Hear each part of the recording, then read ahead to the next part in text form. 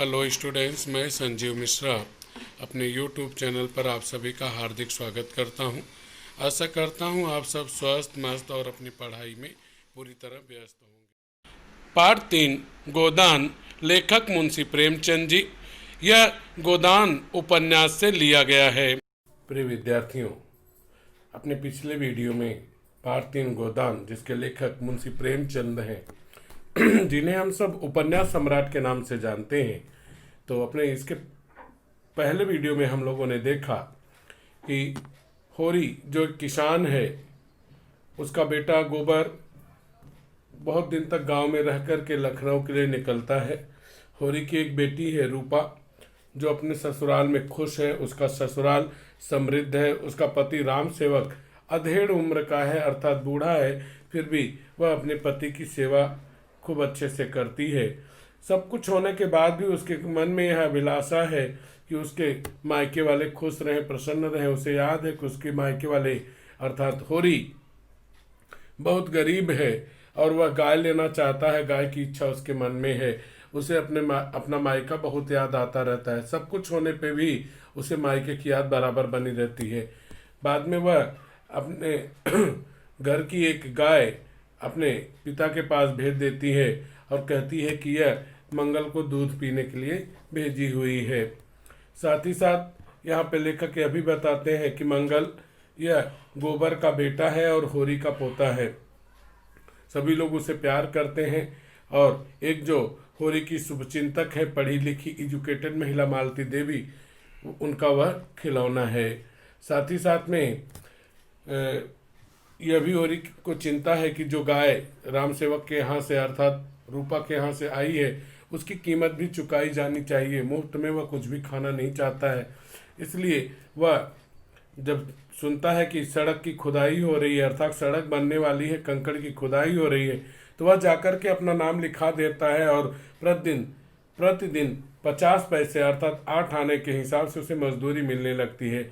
यहाँ पर ही क्लियर हो जाता है, स्पष्ट हो जाता है कि एक किसान वह अब धीरे धीरे मजदूर बनने लगा, मजदूरी करने लगा। होरी दिन भर लू में और धूप में काम करता, फिर भी वह शक्तिहीन हो जाता, फिर भी वह थकावट को महसूस नहीं होने देता। अगले दिन जोश में वह फिर से काम पे जाता। रात के समय वह दिया जलाकर पत्नी के साथ में सुतली काटता और सोचता था कि इसे बेच करके गाय खरीदा जाए। दोनों पति पत्नी रात भर बैठ करके सुतली काटा करते थे और साथ ही साथ किस तरह से राम सेवक के पैसे चुकाए जाएं उसके बारे में विचार करते रहते थे, कल्पना करते रहते थे। होरी का एक भाई था हीरा, जो उसकी गाय को जहर दे दिया था और भय के कारण वह गांव छोड़कर चला गया था। उसकी पत्नी जिसका नाम था पुनिया पुनिया को अकेली थी, इसलिए होरी ने उसकी मदद करने की सोची और उसके ऊपर गांव के एक मंगरू किसान ने किसी बात को लेकर शिकायत कर दी है। अब आगे, हीरा तो जैसे संसार से ही चला गया।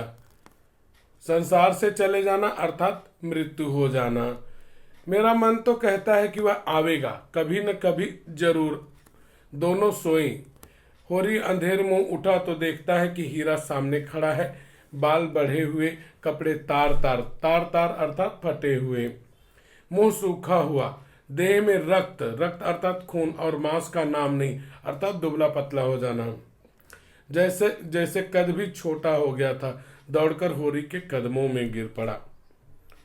दोनों पति पत्नी होरी की हीरा की चर्चा करते हैं कि हीरा पता नहीं कहाँ चला गया, कहाँ पे है, कहाँ नहीं है। वर्षों वर्ष बीत गए हैं। तभी होरी के मन में यह विचार आता है कि पता नहीं मेरा भाई हीरा अब इस संसार में है भी क्या, इस संसार को छोड़कर चला गया अर्थात उसकी मृत्यु हो गई। लेकिन उसकी आत्मा बार बार यह कहती रहती थी कि कभी न कभी उसका भाई जरूर आएगा। दोनों बातचीत करते रह गए और रात में सो गए। सुबह जब अंधेर मुंह अर्थात सूर्योदय के पूर्व ही जब होरी उठा तो देखता है कि उसके सामने उसका छोटा भाई हीरा खड़ा है। उसके बाल बढ़े हुए थे, कपड़े उसके फटे हुए थे, मुंह सूखा हुआ था, अर्थात कि पूरा जैसे लग रहा था कि बहुत दिनों से उसने कुछ खाया पिया नहीं है। देह जो है उसमें खून और मांस बिल्कुल ही नहीं रह गया था। उसका जो कद है, उसकी जो हाइट है, वह भी आकार है, वह छोटा हो गया था।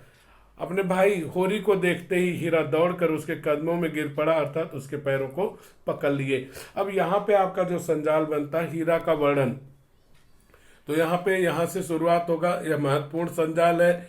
बाल बढ़े हुए, दूसरा कपड़े तार तार, तीसरा मुख सूखा हुआ, चौथा देह में रक्त और मांस नहीं। आगे ये भी लिख सकते हैं कद छोटा हो गया है।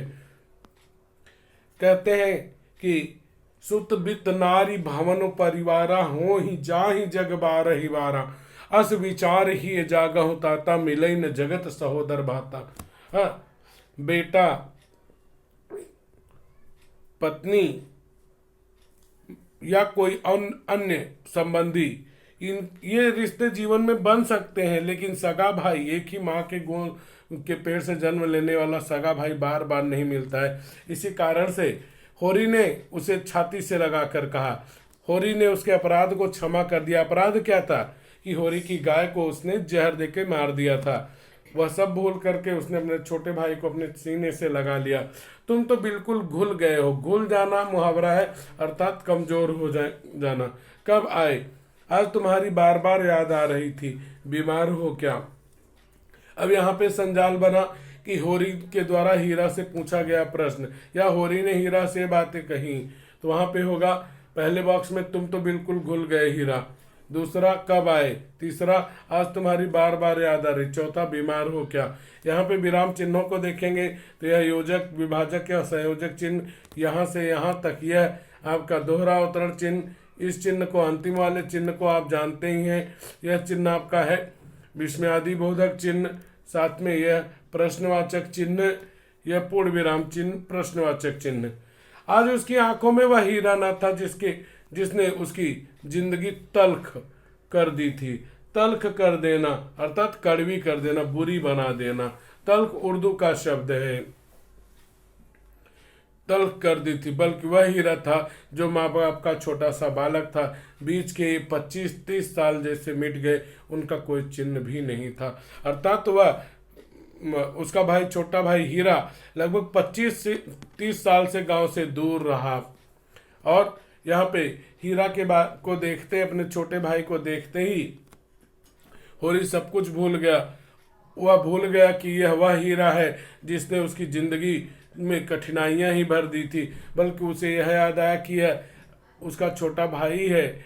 और बीच में जो 25 से 30 साल तनाव के थे, वह सभी चीजें उसके दिमाग से मिट गई। हीरा ने कुछ जवाब न दिया, खड़ा रो रहा था। यहाँ पे देखेंगे अगर काल में, तो दिया, देना में आ प्रत्यय लगाया है मात्रा। जब किसी क्रिया के अंत में आ ई ए लगा होता, सामान्य भूतकाल होता। खड़ा रो रहा था, रही थी, रहे थे, तो यह अपूर्ण भूतकाल हो गया। होरी ने उसका हाथ पकड़कर गदगद कंठ से कहा, गदगद कंठ अर्थात प्रसन्न हो करके, क्यों रोते हो भैया? आदमी से भूल चूक होती ही है, कहाँ रहा इतने दिन। भूल चूक होना अर्थात गलती होना। होरी ने अपने भाई को इस तरह से समझाया। उत्तर होगा कि आदमी से भूल चूक हो जाती है, उसके लिए बहुत पश्चाताप नहीं करना चाहिए।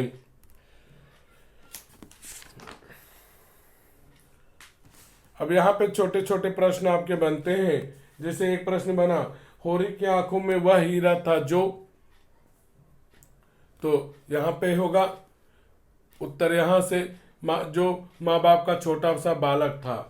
अगला प्रश्न आपका बनता है, होरी अंधेर मुंह उठा तो देखता है कि, तो यहाँ पे क्या देखता है? सामने हीरा खड़ा है। बस इतना ही उत्तर इसका होना है। और यहाँ पे देखेंगे तो बहुत सारे शरीर से जुड़े हुए, अपने शरीर के अंगों से जुड़े हुए मुहावरे आए हुए हैं। जैसे यहाँ पे देखेंगे तो पहला मुहावरा है आपका,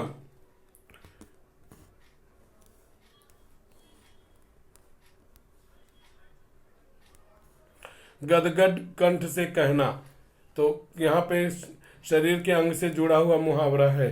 और दूसरा आपका है कदमों में गिर पड़ना। तो ये दोनों शरीर के अंग हैं, कदम और कंठ, उनसे जुड़ा हुआ यह मुहावरा है। साथ में ही अगर यहाँ पे शब्द युग्म देखेंगे तो कई सारे शब्द युग्म भी आपको मिल जाएंगे। यहाँ पे तार तार यह आपको शब्द युग्म मिलेगा। माँ बाप शब्द युग्म है। 25-30 शब्द युग्म है। चलिए आगे चलते हैं। भाइयों का प्रेम तो अच्छे लोग जानते हैं कि भाई भाई के बीच कितना प्रेम होता है। हीरा कातर स्वर में बोला। कातर अर्थात दुखी, दुखी स्वर मतलब आवाज में बोला। कहाँ बताऊं दादा, बस यही समझ लो कि तुम्हारे दर्शन बदे थे। बदे थे मतलब लिखे थे, बच गया। हत्या सिर पर सवार थी। किसकी हत्या की थी हीरा ने? होरी के गाय की हत्या की थी। कैसे? जहर खिलाकर। ऐसा लगता था कि वह गौ मेरे सामने खड़ी है। यहाँ पे देखेंगे इस वाक्य को, वाक्य के प्रकार में जाएंगे रचना के अनुसार। ऐसा लगता था, कैसा लगता था, या पहला वाक्य हुआ, वाक्य पूरा नहीं हुआ। दूसरा वाक्य पढ़ेंगे कि वह गौ मेरे सामने खड़ी। गौ मतलब गाय। दोनों वाक्य पढ़ने पे ही बात पूरी हो रही है, इस कारण यह आपका मिश्र वाक्य हुआ। ऐसा लगता था कि वह गौ मेरे सामने खड़ी है। हरदम सोते जागते, कभी आंखों से ओझल न होती। मैं पागल हो गया और 5 साल पागल खाने में रहा। आज वहां से निकले 6 महीने हुए। मांगता खाता फिरता रहा, यहाँ आने की हिम्मत न पड़ती थी।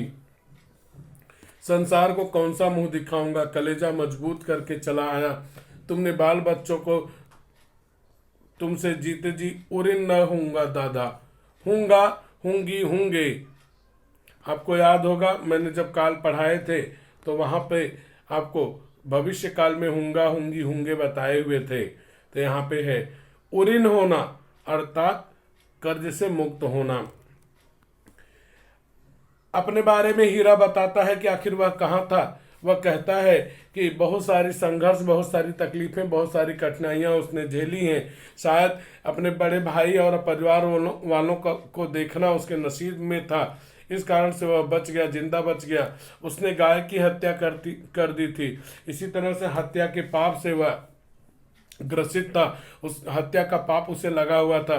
सोते जागते हर समय उसकी आंखों के सामने गाय का चित्र रहता था और हर समय उसे याद आता कि उसने एक गाय को मार डाला है, गाय की हत्या कर दी है। आप जानते हैं कि हमारे हिंदू धर्म में गौ हत्या सबसे बड़ा अपराध है। गाय को हम माता मानते हैं। तो उसी के अपराध के बोझ तले वह दबा हुआ था और जिसके कारण से उन्हीं विचारों में खोए रहने के कारण हीरा पागल हो गया और 5 साल वह पागल खाने में रहा। वहां से निकलने के बाद 6 महीने इधर उधर घूमता रहा भिखारियों की तरह और मांग कर खाता रहा। उसके मन में यह भावना आती कि घर जाऊं, लेकिन हिम्मत नहीं हो रही थी कि घर कैसे जाए और अपने लोगों को, अपने गांव के लोगों को अपना चेहरा कैसे दिखाए कि उसने गाय की हत्या की है। उसके बाद भी बेशर्म होकर गांव चला आया, लेकिन यूं कैसे भी अपना कलेजा अर्थात हृदय मजबूत किया और गांव आया। फिर वह याद करता है और अपने भाई के एहसानों का वर्णन करता है हीरा। वह कहता है कि मेरे न रहने पे तुमने मेरे बाल बच्चों को भी देखा है, मेरे परिवार को देखा है। तुम्हारा मैंने इतना बुरा किया, तुमने मेरे प्रति इतनी अच्छी भावना रखी, इस कारण तुमने जो उपकार किया, भलाई की, उस कर्ज से मैं कभी ऋण मुक्त नहीं हो पाऊंगा। उऋण मतलब ऋण से मुक्त होना। मैं कोई गैर थोड़े हूं भैया। गैर होना अर्थात पराया होना। होरी प्रसन्न था। होरी की प्रसन्नता का कारण यहाँ पे प्रश्न चलेगा आपका। जीवन के सारे संकट, सारी निराशाएं मानो उसके चरणों पर लौट रही थी। कौन कहता है जीवन संग्राम में वह हारा है? जीवन संग्राम, जीवन का संग्राम अगर आप जाएंगे समासिक विग्रह में तो यहाँ पे संग्राम का अर्थ है युद्ध। वह हारा है। यह उल्लास, यह गर्व, यह पुलक क्या हार के लक्षण है? अब यहाँ पे देखिए उल्लास, जब संधि विग्रह आप व्यंजन संधि करेंगे तो वहां पे ध्यान रखिए, जब आधा ला और पूरा ला होता है तो आधा ला का त बन जाता है, उस पर हलंत लग जाता है। उत प्लस लाश, यह व्यंजन संधि हो जाएगी। यह गर्व, यह पुलक, पुलक यानी प्रसन्नता क्या हार के लक्षण है? इन्हीं हारों में उसकी विजय है। उसके टूटे फूटे अस्त्र, अस्त्र मतलब हथियार, उसकी विजय पताकाएं, पताका मतलब झंडियां। उसकी छाती फूल उठी है। छाती फूल उठना अर्थात मुहावरा है अत्यधिक प्रसन्नता होना। मुख पर तेज आ गया है। यहाँ पे आपका जो प्रश्न यही है, प्रवाह तालिका। होरी प्रसन्न था। अब इसके आगे की सारी चीजें आपको लिखनी है। आगे 4 बॉक्सेज आपको मिल जाएंगे कि जीवन के सारे संकट, सारी निराशाएं मानो उसके चरणों पर लौट रही थी, यह होगा। दूसरा होगा, कौन कहता है जीवन संग्राम में वह हारा है। दूसरे में, यह उल्लास या गर्व या पुलक क्या हार के लक्षण है। तीसरे में, इन्हीं हारों में उसकी विजय है। ये चौथे में हो जाएगा। और आगे चाहे तो और हो सकता है। अपने भाई, छोटे भाई हीरा को, जिसको वह समझ रहा था कि अब उसकी मृत्यु हो चुकी है, संभवतः वह कभी नहीं मिलेगा उससे, वह जब घर लौट आया तो होरी प्रसन्न हो गया। यह सारी बातें वह भूल गया कि उसी व्यक्ति ने उसके जीवन को नर्क बना दिया। उसकी गाय जो कर्ज पे उसने लाई थी, उसकी हत्या कर दी, और वह कर्ज चुकाने के चक्कर में किसान से मजदूर बन गया है। उसके जीवन में कठिनाई पे कठिनाई है। वह प्रसन्न था क्योंकि बेटे की शादी हो गई, बेटियों की शादी हो गई, बेटा भी कमा रहा, पोता हो गया, और छोटा भाई घर पे नहीं था, वह भी घर पे आ गया है। उसको लगता था कि उसके जीवन में जो सारे संकट थे, अर्थात परेशानियां थी, जो निराशाएं थी, निराशा अर्थात जिसमें आशा नहीं बची हो, उम्मीद नहीं हो, वे सभी उसके चरणों में लौट रही थी। मतलब पूरी तरह से उसके मन में से निराशा गायब हो गई थी। संकटों को वह भूल गया था। उसे लगता था कि वह जीवन के युद्ध में जीत चुका है, क्योंकि वह अब बहुत प्रसन्न था, बहुत खुश था। और जो अगर व्यक्ति बहुत प्रसन्न, बहुत खुश है, तो वह जीता हुआ है माना जाता, वह हारा हुआ नहीं माना जाता है। इस तरह से हीरा के आने के बाद होरी अत्यधिक खुश हो गया, प्रसन्न हो गया। हीरा की कृतज्ञता, कृतज्ञता क्या होती? उपकार, भलाई। कृतज्ञ, इसमें ता प्रत्यय लगाया गया। कृतज्ञता में उसके जीवन की सारी सफलता मूर्तिमान हो गई। मूर्तिमान हो जाना अर्थात जाग जाना, पैदा हो जाना। उसके बखार 100-200 मन अनाज भरा होता, उसकी हांडी में 1500 गड़े होते, पर उससे ईश्वर का सुख क्या मिल सकता था? होरी यह सोचने लगा अपने भाई को पाकर कि अगर उसके घर में 100-200 मन आप जानते हैं कि मन कितना होता है, लगभग 16 किलो या 32 किलो का एक मन होता है। पुरानी है, मेजरमेंट की इकाई है, यूनिट है, जिससे आप किलो कहते हैं, क्विंटल कहते हैं। उसी तरह का मन एक देसी तरीका है अनाज को वजन करने का। तो वह यह सोचता है कि अगर उसके बखार में, बखार क्या है?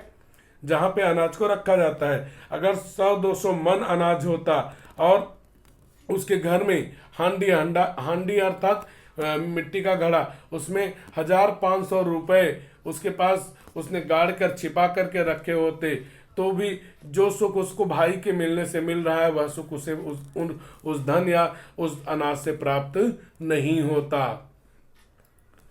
हीरा ने उसे सिर से पांव तक देखकर कहा, तुम भी तो बहुत दुबले हो गए दादा। दुबले हो जाना, कमजोर हो जाना। होरी ने हंसकर कहा, तो क्या यह मेरे मोटे होने के दिन है? यहाँ फिर आपका महत्वपूर्ण प्रश्न बन रहा है। मोटे होना अर्थात अमीर होने से यहाँ पे होरी ने उसका संबंध जोड़ दिया है। मोटे वह होते हैं जिन्हें न ऋण का सोच होता है। ऋण अर्थात कर्ज, ऋण जिसे आप कहते हैं, ऋण, तो वही ऋण। ये वो वाला ऋण नहीं है जो कपड़े साफ करता है, वो ऋण नहीं। ऋण मतलब ऋण अर्थात कर्ज। ऋण का सोच होता न इज्जत का। इस जमाने में मोटा होना बेहयाई है। बेहयाई अर्थात बेशर्मी। बेहया शब्द है, उसमें ई प्रत्यय लगाया गया है। बेहयाई अर्थात बेशर्मी। 100 को दुबला करके तब एक मोटा होता है। ऐसे मोटेपन में क्या सुख? सुख तो जब है कि सभी मोटे हों। शोभा से भेंट हुई। शोभा कौन है? इनका तीसरा भाई है। हीरा और होरी दोनों आपस में बात कर रहे हैं। तब हीरा कहता है कि बड़े भाई होरी, आप भी कमजोर हो गए, दुबले हो गए, पहले स्वस्थ हुआ करते हैं। तब होरी उन्हें बताता है कि यह उसके मोटे होने, स्वस्थ होने के दिन नहीं। मोटा कौन होता है? यहाँ पर मोटे कौन हो सकते हैं, यह प्रश्न है। कि होरी के अनुसार मोटे वे होते हैं। तो यहाँ पे उत्तर है कि जिन्हें कर्ज इत्यादि की फिक्र, चिंता नहीं होती है और न ही अपनी इज्जत आबरू की कोई चिंता होती है। पहले बॉक्स में आ जाएगा। दूसरे में, इस जमाने में मोटा होना बेहयाई है। तीसरे में, 100 को 100 को दुबला करके अर्थात 100 का खून चूस करके अगर कोई मोटा होता है तो उसे मोटा होना बेकार है। चौथे में ऐसे मोटे पुन में कोई सुख नहीं है। मतलब ये तीसरे में हो जाएगा, यहाँ से लेकर के यहाँ तक। चौथे में सुख तो तब मिलता है जब सभी मोटे हो। मतलब यही कहा गया, औरों को हंसते देखो मन, हंसो और सुख पाओ। अपने सुख को विस्तृत कर लो, सबको सुखी बनाओ। यहाँ पर हीरा से होरी कहता है कि मोटा तब होना चाहिए जब जितने सुखी हम हैं उतने ही सभी हों, तब मोटा होना सही है, अन्यथा मोटे होने से क्या लाभ। यहाँ मोटा होना अर्थात अमीर। उससे तो रात ही भेंट हो गई थी, तुमने तो अपनों को भी पाला, जो तुमसे बैर करते थे उनको भी पाला और अपना मर्जाद बनाए बैठे हो। बैर, बैर अर्थात दुश्मनी, मर्जाद मतलब मर्यादा, मतलब इज्जत आबरू सम्मान। उसने तो खेती बाड़ी सब बेच बाच डाली और अब भगवान ही जाने उसका निबाह कैसे होगा। यहाँ पर छोटे भाई शोभा की भी बात हो रही है कि शोभा ने अपना खेती बाड़ी सब कुछ बेच डाला है, वह उन सबको तबाह करके चुहा। निबाह होना अर्थात गुजारा होना। यहाँ होरी की विशेषताएं बताई हैं हीरा के माध्यम से कि हीरा जो है वह कहता है होरी के बारे में कि तुम केवल अपने लोगों को ही, अपने परिवार का ही तुमने पालन पोषण नहीं किया, बल्कि जो लोग तुमसे नफरत करते थे, जैसे उसका वह खुद हीरा उससे नफरत करता था, उसकी पत्नी नफरत करती थी, उनको भी उन्होंने पाला पोसा और समाज में उनकी इज्जत आबरू को बचाए रखी है। आज होरी खुदाई करने चला तो देह भारी थी। खुदाई कहाँ कर रहा है वह? सड़क के निर्माण का कार्य चल रहा है। किसान होरी अब मजदूर बन गया है और वह जाकर के कंकड़ों की खुदाई का कार्य करता है। वहां पर जो कंकड़ निकलते हैं उनको ढो करके लेके जाता, सड़क पर डालता है। आज होरी खुदाई करने चला तो देह भारी थी। अब यहाँ पे आपके महत्वपूर्ण संजाल बनेंगे, ध्यान रखिएगा आप सभी। देह भारी थी, देह भारी होना अर्थात थकावट महसूस होना। रात की थकन, थकन मतलब थकान दूर न हो पाई थी, पर उसके कदम तेज थे और चाल में निर्द्वंदता की अकड़ थी। निर्द्वंदता, तो यहाँ पे आपका निह जो है वह उपसर्ग है, ता प्रत्यय है, द्वंद शब्द है। तो निर्द्वंद मतलब यहाँ पे होता है कि निर्द्वंदता की अकड़, किसी चीज की चिंता नहीं होती, उसे निर्द्वंदता कहते हैं। अकड़ होना अर्थात घमंड होना। आज 10 बजे ही से लू चलने लगी, लू गर्म हवाएं चलने लगी और दोपहर होते होते तो आग बरस रही थी। अब यहां से आपके महत्वपूर्ण प्रश्न बनेंगे संजाल। आग बरसना मतलब अत्यधिक गर्मी लगना। होरी कंकड़ के झव्वे उठा उठाकर खदान से सड़क पर लाता था। झव्वा जिसमें मिट्टी इत्यादि भर करके ढोते हैं वह झव्वा होता है। बांस का या फिर अरहर के पेड़ का वह बनाया जाता है, लकड़ी का। खदान जहाँ खुदाई हो रही थी, सड़क पर लाता था और गाड़ी पर लाता था। जब दोपहर की छुट्टी हुई, दोपहर यहाँ संधि विग्रह करेंगे तो दो धन पहर, तो यह व्यंजन संधि होगी। छुट्टी हुई तो वह बेदम हो गया।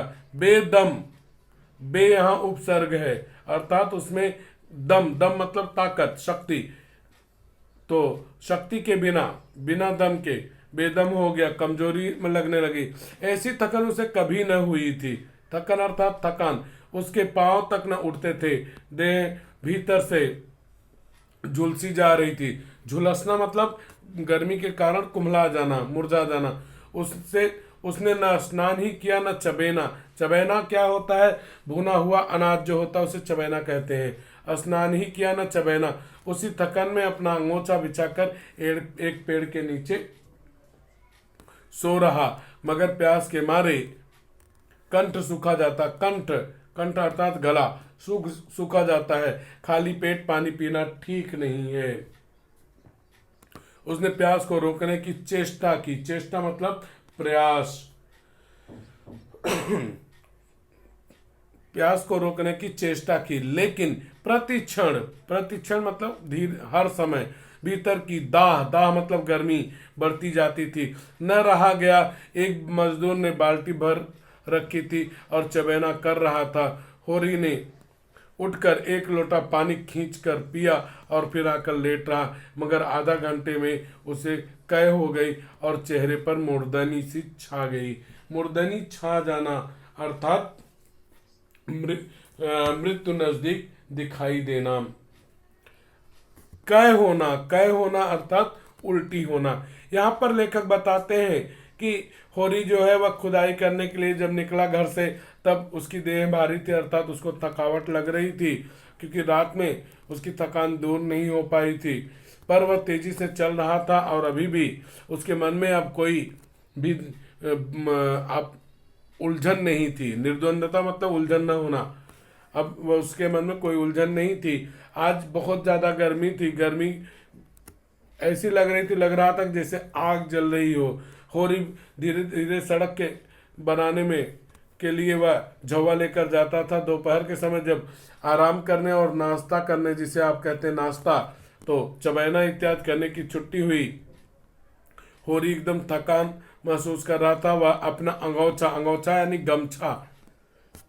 गमछा वह पेड़ के नीचे बिछा करके लेट गया। उसको बहुत तेज प्यास लगी थी, लेकिन वह जानता था कि खाली पेट पानी नहीं पीना चाहिए, उससे जो है तकलीफ पड़ती है। लेकिन वह प्यास उसकी बढ़ती ही जा रही थी और उसने फिर एक लोटा पानी पी लिया और पानी पीते ही उसे उल्टियां हो गई, कै हो गई और चेहरे पे मृत्यु के लक्षण दिखाई देने लगे।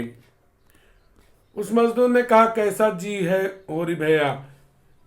यहाँ पे अगर विराम चिन्ह देखें, योजक चिन्ह है, दोहरा अवतरण चिन्ह है और प्रश्नवाचक चिन्ह। होरी के सिर में चक्कर आ रहा था, बोला कुछ नहीं, अच्छा हूं। यह कहते कहते उसे फिर कै हुई और हाथ पांव ठंडे होने लगे। अब यहाँ पे आपका जो प्रश्न हो रहा है कि लू लगने के बाद होरी की स्थिति, उसे लू लग गई है, तो एक चीज हुआ यार कि उसे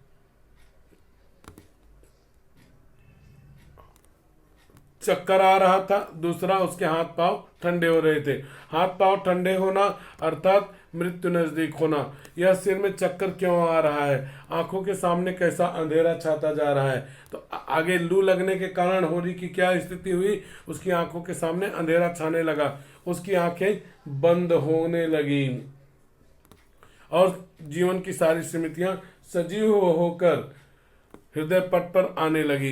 अगले बॉक्स में क्या आना है, उसकी आंखें बंद होने लगी। अब यहां से फिर महत्वपूर्ण संजाल आपका बन रहा है। जीवन की सारी स्मृतियां मतलब यादें, सजीव मतलब जीवित होकर हृदय पट पर आने लगी, मतलब हृदय में उसके पैदा होने लगी, लेकिन बेक्रम, अर्थात उनमें कोई क्रम नहीं था, कोई आगे कोई पीछे। ये नहीं कि सीरीज से आए, पहले फिर वह जिस क्रम में घटी हो कि पहले बचपन आ जाए होरी का, फिर उसके बाद जवानी आए, फिर बुढ़ापा, नहीं, कोई भी क्रम नहीं था, बिना क्रम के आ रहे थे, बे उपसर्ग है, आगे की पीछे, पीछे की आगे। स्वप्न चित्रों की भात बेमेल, बेमेल मतलब वही जिनमें कोई मेल नहीं होता, उसे बेमेल कहते हैं। बेमेल, विकृत और असंबंध, वह सुखद बालपन आया, बालपन यानी बचपन।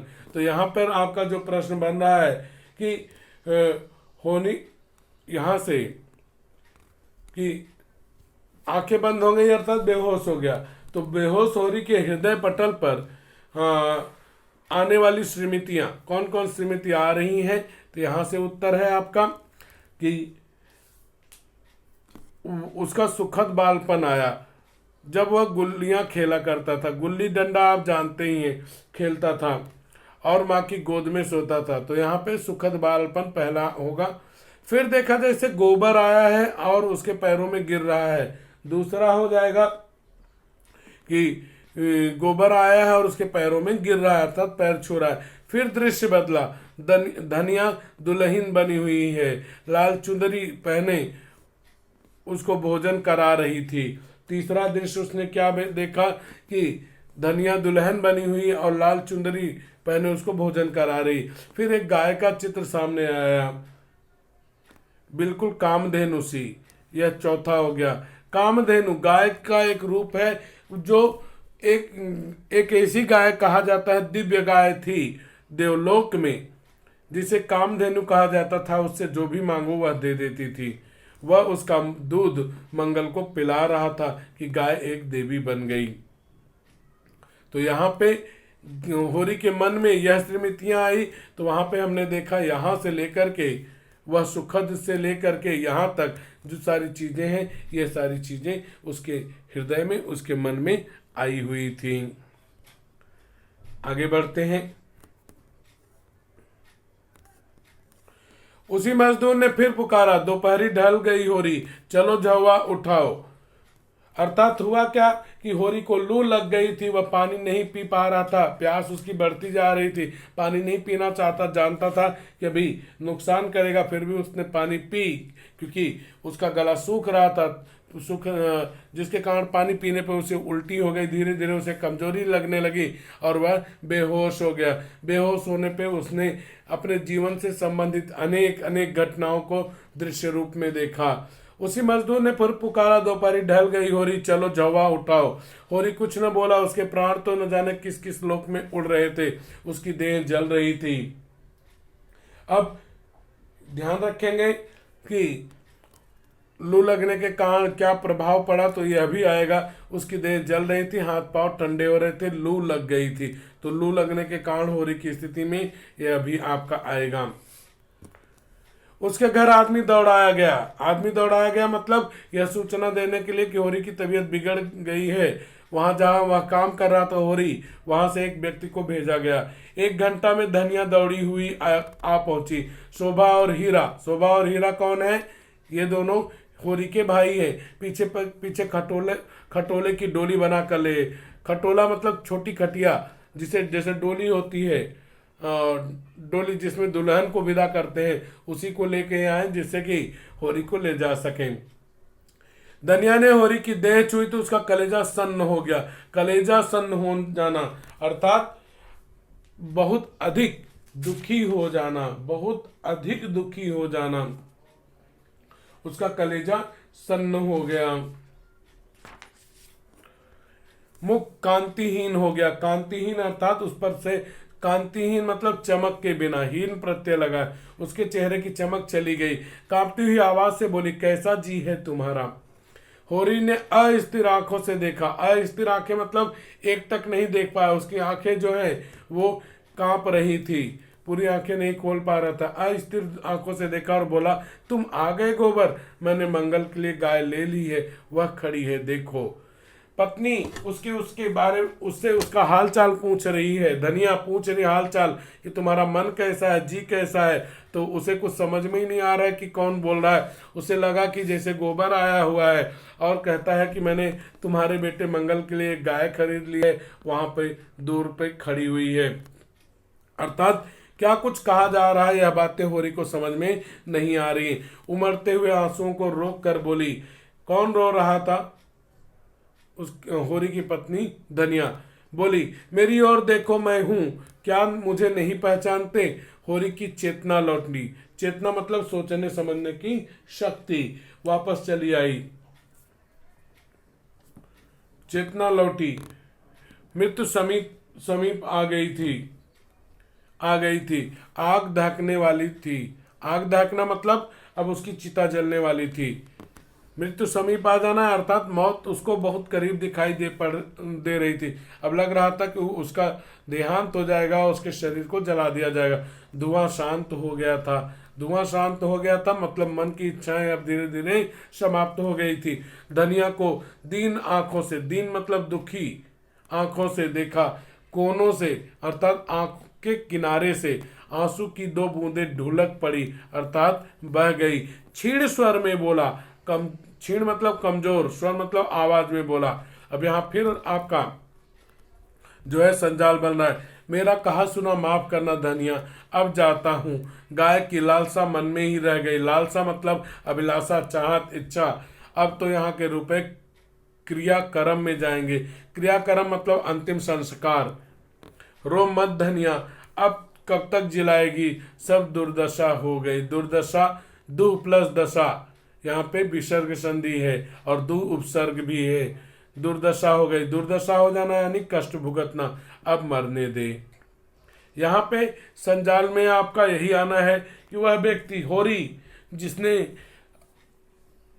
अपने परिवार को पालने पोसने के लिए इतना संघर्ष किया, अपने भाइयों के जीवन को सुखी बनाने के लिए तकलीफ दिया, कष्ट दिया, परेशानी दी। अब उसकी मृत्यु नज़दीक थी। अपनी पत्नी से वह अंतिम विदा मांगता है और वहाँ पे संजाल में आना है कि मेरा कहा सुना माफ करना, यहाँ से लेकर अब मरने दे। और उसकी आंखें फिर बंद हो गई। उसी वक्त हीरा और शोभा डोली लेकर पहुंच गए। होरी को उठाकर डोली में लिटाया और गांव की ओर चले। गांव में यह खबर हवा की तरह फैल गई। हवा की तरह फैल जाना, खबर हवा की तरह फैल जाना मुहावरा है, अर्थात बहुत जल्दी ही चारों तरफ उसकी सूचना मिल जाना। सारा गांव जमा हो गया। होरी खाट पर पड़ा शायद सब कुछ समझता था, पर जुबान बंद हो गई। जबान मतलब बोलने की शक्ति बंद हो गई थी। हाँ, उसकी आंखों से बहते आंसू बतला रहे थे कि मोह का बंधन तोड़ना कितना कठिन हो रहा था। मोह किसका था? अपनों का मोह था, खेती बाड़ी का मोह था। कितना कठिन होता है। जो कुछ अपने से नहीं बन पड़ा, उसी के दुख का नाम मोह है। पाले हुए कर्तव्य और निपटाए हुए कामों का क्या मोह? तो उन अनाथों को छोड़ जाने में है। क्या मोह के बाद यहाँ पे आपका प्रश्नवाचक चिन्ह होता है। मोह तो उन अनाथों को छोड़ जाने में है जिसके साथ हम अपना कर्तव्य न निभा सके, उन अधूरे मंसूबों में है। मंसूबा मतलब इच्छाएं जिन्हें हम पूरा न कर सके। होरी के अनुसार मोह मोह तो यहाँ पे है, यहाँ पे उत्तर है आपका। तो पहले वाक्य में जो कुछ अपने से नहीं बन पड़ा, उसी के दुख का नाम मोह है। दूसरा यहाँ से है, मोह तो उन अनाथों को छोड़ जाने में है जिसके साथ हम अपना कर्तव्य न निभा सके। तीसरा, उन अधूरे मंसूबों में है जिन्हें हम पूरा नहीं कर सके। तो होरी यह समझता था सारी बातें, और वह सोचता था कि मोह का बंधन तोड़ना बहुत कठिन होता है। जो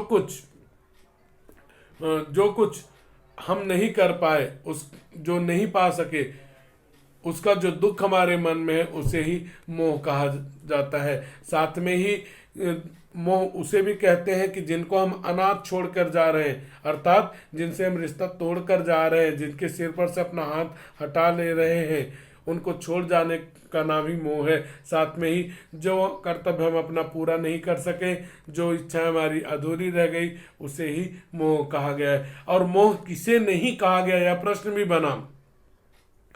तो जो पाले हुए कर्तव्य और निपटाए हुए काम थे, अर्थात जो काम हम कर चुके हैं, उसका कोई मोह नहीं होता है। कहते हैं कि इंसान की मृत्यु नजदीक आती है तो वह एनालाइज करता है, जनरलाइज करता है कि उसने जीवन में क्या खोया और क्या पाया। मगर सब कुछ समझकर भी धनिया आशा की मिटती हुई छाया को पकड़े हुई थी। अर्थात धनिया को अभी भी उम्मीद थी कि उसका पति होरी जीवित हो जाएगा। आंखों से आंसू गिर रहे थे, मगर यंत्र की भांति दौड़ दौड़ कर कभी आम भूनकर पना बनाती। आम भूनकर पना बनाना, पना आप जानते ही, आम को भून करके उसमें जीरा वगैरह डाल करके, नमक डाल करके पना बनाया जाता है। कहते हैं कि अगर लू लग गई हो तो पना पीने से लू दूर हो सकती है। यंत्र की भांति, अर्थात जैसे मशीन चलती है, घड़ी हमारी मशीन है और टिक टिक लगातार चलती रहती है, उसको थकान नहीं होती है। उसी तरह से दुखी धनिया दौड़ दौड़ कर काम कर रही थी। कौन कौन से काम कर रही, वह भी संजाल में हुआ कि आम भूनकर पना बनाती, कभी होरी की देह में गेहूं की भूसी की मालिश करती।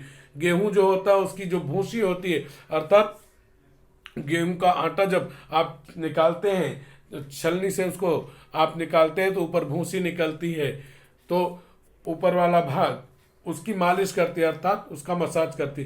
क्या करे, पैसे नहीं किसी को भेजकर डॉक्टर बुलाती। सोचिए कि इतने गरीब है किसान कि उनको डॉक्टर को दिखाने के लिए पैसे नहीं है। हीरा ने रोते हुए कहा, भाभी दिल कड़ा करो, गोदान करा दो, दादा चले। गोदान करा दो। हीरा ने कहा कि भाभी रो मत, अपने हृदय को मजबूत करो, दादा की मृत्यु नजदीक है। अपने हिंदू धर्म में कहते हैं कि अगर मरता हुआ व्यक्ति जो है गाय दान कर देता है तो उसको स्वर्ग मिलता है। हीरा ने भी वही बात कही, और इसी के नाम पे आपका यह पूरा उपन्यास भी, यह पूरी कहानी है कि यह व्यक्ति जिसने अपने पूरे जीवन भर एक गाय खरीदने की इच्छा रखी, वो गाय का दूध पीना चाहा, अपने पोते को दूध पिलाना चाहा, जो गाय नहीं रख पाया, उसकी मृत्यु के समय स्वर्ग उसको मृत्यु के बाद मिले। इसके लिए उसके छोटा भाई कह रहा है कि गाय का दान करा दो, जिससे हमारे बड़े भाई को स्वर्ग की प्राप्ति हो जाए। धनिया ने उसकी ओर तिरस्कार की आंखों से देखा। तिरस्कार अर्थात अपमान की आंखों से देखा। अब वह दिल को और कितना कठोर करे।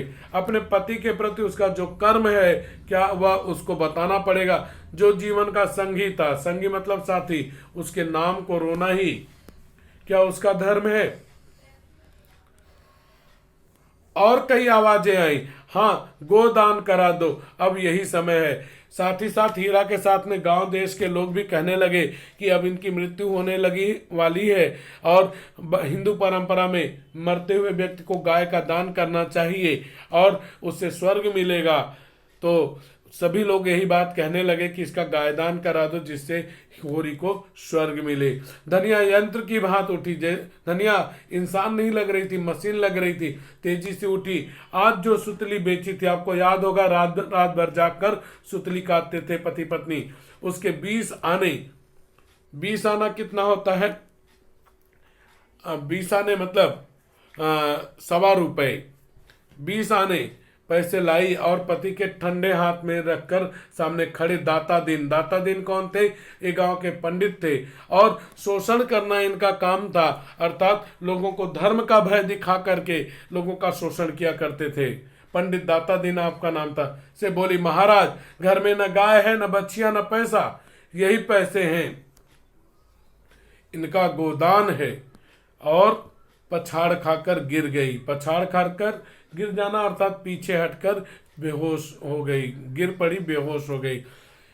धनिया और होरी बहुत गरीब थे, उसके पास कुछ भी नहीं बचा था, केवल 20 आने बचे हुए थे और वह 20 आने लेकर आई। हिंदू धर्म के परंपराओं को वह निभाती हुई और वही पैसा पंडित दाता दीन के पास में दे दिया और कहा कि मेरे पास कुछ नहीं, यही है, न गाय है मेरे पास, न बच्चिया है, न पैसा है, यही इनका गोदान है। और इतना कह करके वह बेहोश हो गई। यहाँ पर यह भी बताया गया है कि हमारे धर्म में जो कमियां हैं, व्यक्ति कितना भी गरीब हो, उसको धर्म के अनुसार बहुत सारे कार्य करने पड़ते हैं, उसका भी वर्णन यहाँ पे किया गया है। बच्चों, अगर आपको मेरा पढ़ाना अच्छा लगा तो वीडियो को लाइक कीजिए, चैनल को सब्सक्राइब कीजिए और वीडियो शेयर कीजिए तथा कमेंट बॉक्स में कमेंट कीजिए कि आपको मेरा पढ़ाना कैसा